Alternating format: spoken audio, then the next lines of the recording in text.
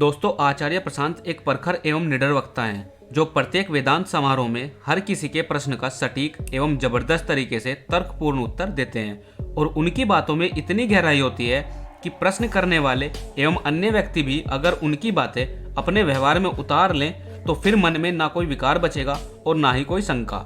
एक ऐसे ही सेमिनार में एक लड़की ने आचार्य प्रशांत जी से सवाल पूछा कि शंकराचार्य जी ने कहा है कि नारी नरक का प्रधान द्वार है, नारी रूपी पिशाचनी से बचकर जो रह गया वो समझदार है, कृपया करके मेरे इस प्रश्न का स्पष्टीकरण करें।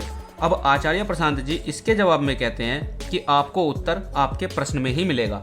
ये जो बात कही है आदि शंकराचार्य जी ने कही है।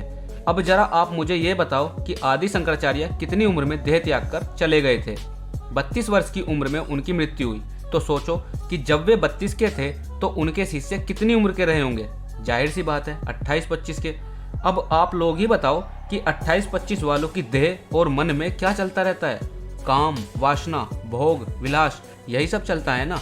तो उन्होंने ये बात कि नारी नरक का प्रधान द्वार है किससे कही? अपने जवान शिष्यों से। अब क्यों कही? क्योंकि इधर तो शंकराचार्य जी अध्यात्म का उपदेश दे रहे हैं, उधर शिष्यों के मन में स्त्रियों एवं लड़कियों व उनके संग भोग विलास के विचार चल रहे हैं। वे कहीं और ही मग्न हैं और वे देश भर में भ्रमण करते थे और सभी तरह की जनमानस से मिलना होता था। कार्य बहुत लंबा है, जल्दी में है, दूर तक जाना है और जो कार्य है वो शिष्यों के माध्यम से ही होना है और शिष्यों के तन मन की गति कहीं और ही चल रही है। किसी सुंदर नगर से गुजरे तो शिष्य सुंदर लड़कियों से वार्तालाप में मगन है। शंकराचार्य शिष्यों को खोज रहे हैं कि शिष्य कहाँ गए।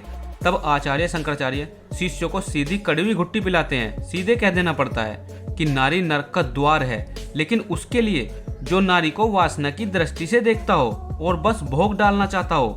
नारी नरक का द्वार उसी व्यक्ति के लिए जो उसे वासना की दृष्टि से देखे। नहीं तो जैसे एक व्यक्ति है ऐसे एक महिला भी है।